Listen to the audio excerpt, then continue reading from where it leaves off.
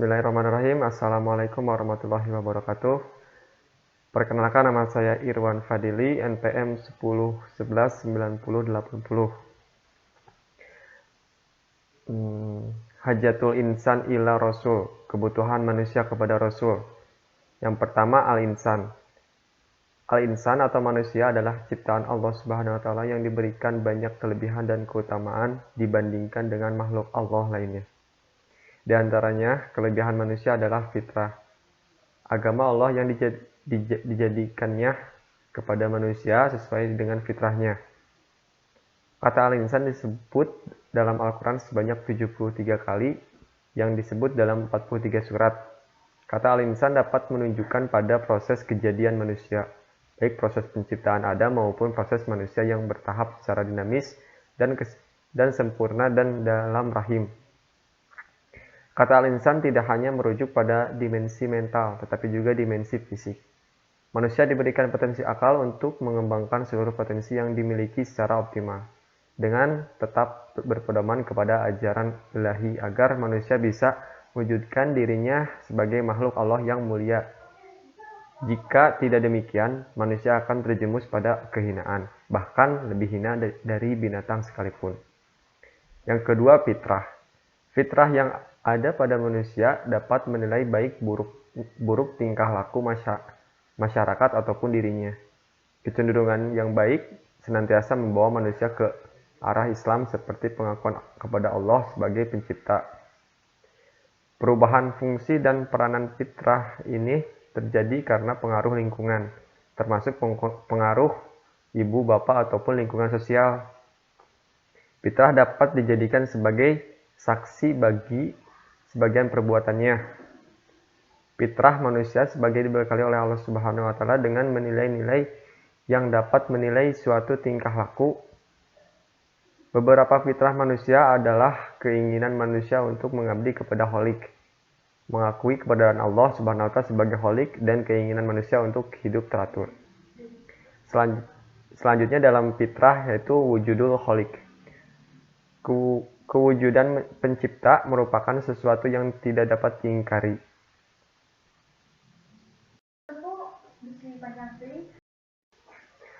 Kewujudan pencipta merupakan sesuatu yang tak dapat diingkari. Allah sebagai pencipta di dalam Al-Quran diakui oleh orang kafir sekalipun. Perjanjian manusia ketika di dalam rahim ibu yang menyatakan bahwa alastu birobbikum qaula bala syahidna. Manusia menerima Allah sebagai Rob. Begitupun ketika orang kafir Quraisy ditanya berkaitan dengan pencipta langit, bulan, binatang, dan sebagainya, maka dijawab Allah. Yang selanjutnya yaitu ibadatul Khalik. Manusia secara umum dapat perintah dari Allah Subhanahu wa taala untuk mengabdi kepadanya. Pengabdian kepada Allah Subhanahu wa taala adalah sebagai hasil dan akibat dari pengakuan kita kepada Allah sebagai pencipta. Selanjutnya yaitu hayatul munaddomah. Petunjuk dari Allah adalah untuk memandu manusia ke arah yang baik. Menurut Jenny 2015, pengertian kepemimpinan menurut An-Nur Rahim dapat dibagi ke dalam dua kategori, yaitu spiritual dan empiris. Dalam pengertian spiritual, kepemimpinan Islam secara mutlak berasal dari Allah. Konsep kepemimpinan dalam Islam berasal dari doktrin tauhid dan dimulai oleh Nabi Muhammad sendiri. Yang ketiga yaitu hidayatur Rasul. Jika kita hendak mengikuti perintah Allah, maka kita mesti mengikuti perintah Rasul. Apabila kita ingin mengasihi Allah, maka kita perlu petunjuk Rasul. Kaidah ini adalah kaidah yang rabbani, dibawa oleh Islam. Oleh karena itu, syahadatain pun terdiri dari pengakuan kepada dua, yaitu Allah dan Rasulnya. Mengikuti petunjuk Rasul berarti kita mengikuti jalan agama Allah yang mempunyai langit dan apa-apa yang di bumi. Dari hidayatul Rasul yaitu yang pertama ma'rifatul Khalik. Petunjuk Rasul digunakan untuk mengenal Allah yang Mengenal Allah juga dapat dilakukan dengan cara memperhatikan dan memikirkan alam sebagai penciptanya. Melihat gunung-gunung, hewan, dan sebagainya merupakan cara untuk mengenal Allah melalui ayat kauniyah. Minhajul Hayah, Rasul sebagai ikutan dan teladan yang baik untuk diikuti dalam mengamalkan Islam secara benar. Panduan hidup melalui Islam mesti diamalkan mengikuti teladan kita kepada Rasul. Yang selanjutnya yaitu ibadatul shohih. Ibadatul shohih adalah ibadah yang menyembah Allah dengan panduan mengikuti Rasul. Rasul sebagai penerima wahyu dari Allah harus diikuti dan sebagai keperluan bagi kita untuk menjadikannya sebagai contoh dan petunjuk dalam menjalankan ibadah yang benar. Yang selanjutnya materi makanatul Rasul atau kedudukan Rasul. Yang kesatu abid min ibadillah, hamba di antara hamba Allah. Rasul Muhammad SAW adalah sebagai hamba dan manusia biasa yang juga makan, minum, pergi ke pasar, beristirahat, beristri, berniaga, dan segala aktivitas manusia dikerjakan dan ditunaikan dengan baik. Rasul melaksanakan keperluan sebagaimana manusia lainnya melaksanakan keperluannya. Tidak ada alasan untuk tidak mengerjakan perintah Rasul karena Allah telah mengutus Rasul dari kalangan manusia juga.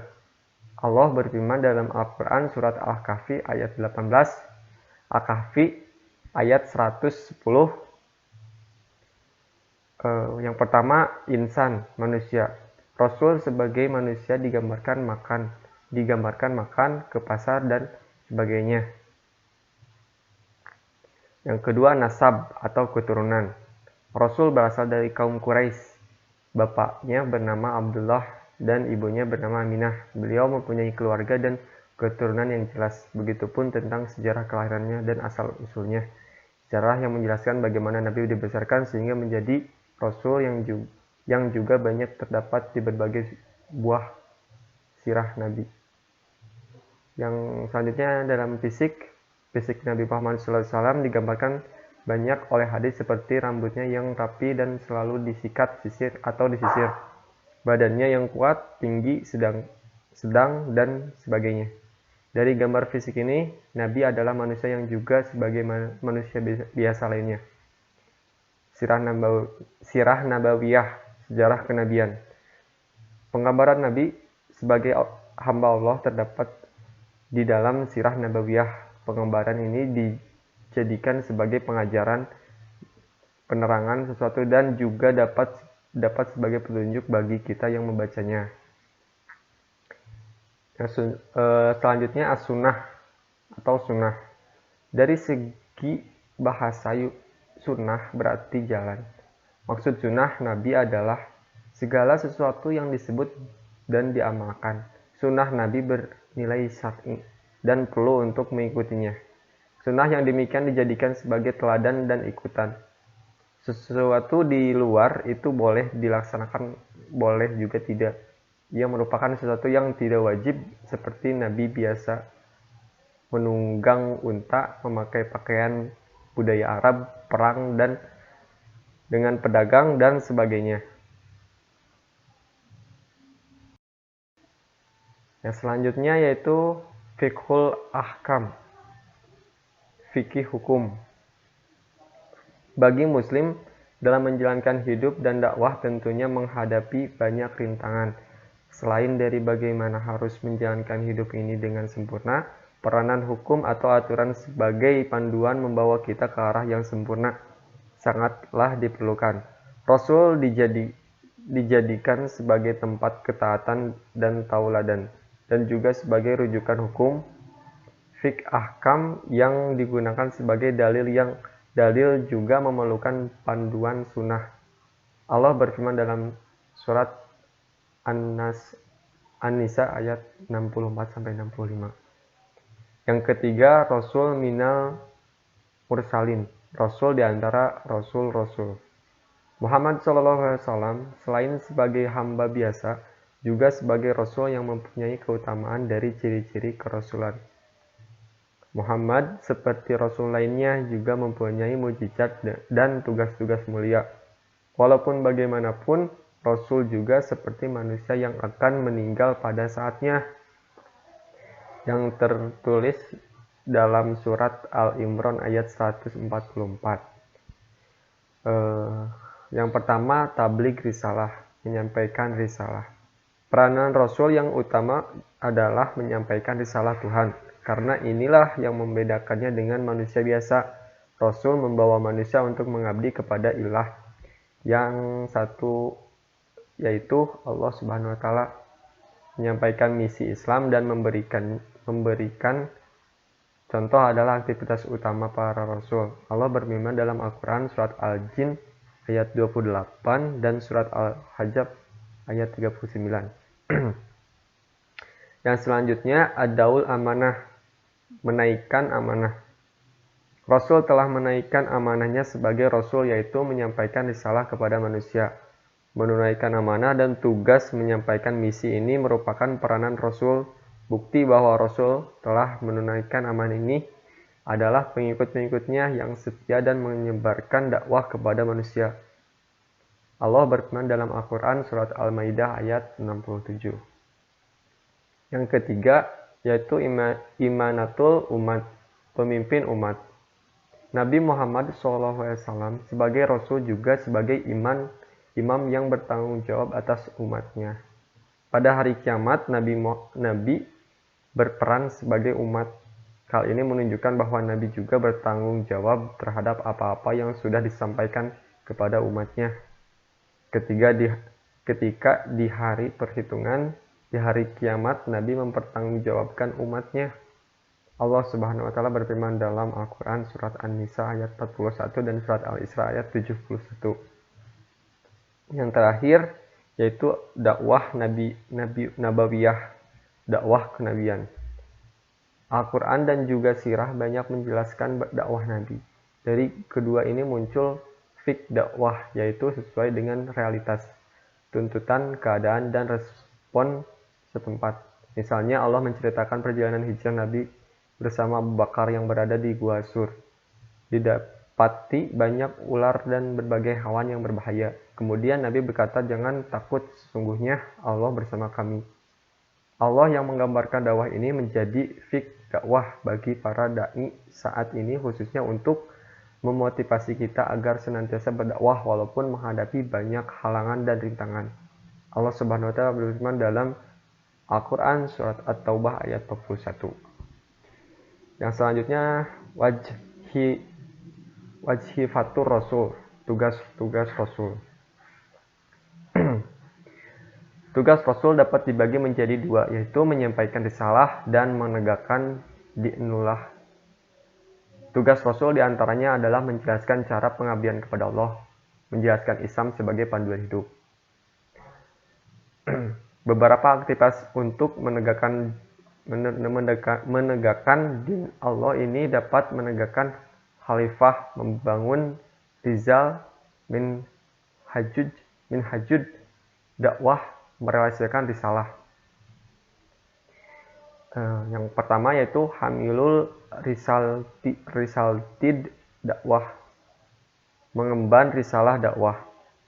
Di antaranya yaitu Rasul SAW melakukan aktivitas dakwah agar umat manusia ma'rifatul khaliq, mempelajari, mengetahui, dan mengenal Allah Sang Pencipta, sehingga mereka bersedia beribadah hanya kepadanya.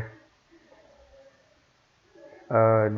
Rasul SAW membimbing manusia tentang hafayatul ibadah, tata cara ibadah. Yang ketiga, Rasul SAW bertugas menyeru manusia agar mengetahui dan mengamalkan Islam sebagai minhajul hayah, pedoman kehidupan. Yang selanjutnya itu Rasul SAW melakukan at-tarbiyah, pembinaan kepada umat, yakni berupa pengarahan dan nasihat sehingga iman, ilmu, dan amal mereka tumbuh berkembang. Yang selanjutnya yaitu ikamatul dinillah, menegakkan agama Allah. Dari menegakkan agama Allah, yang pertama yaitu Rasul SAW melakukan penegakan khalifah, yakni kepemimpinan Islam di muka bumi.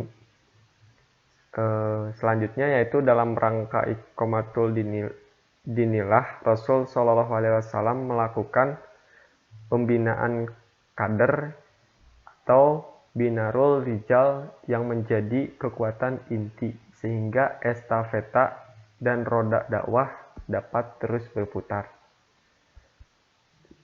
Selanjutnya yaitu Rasul SAW menggariskan atau metode, cara dan prosedur dakwah untuk menjadikan pedoman generasi penerusnya yang akan mengarungi dinamika medan perjuangan sehingga Islam akan tegak hingga akhir zaman.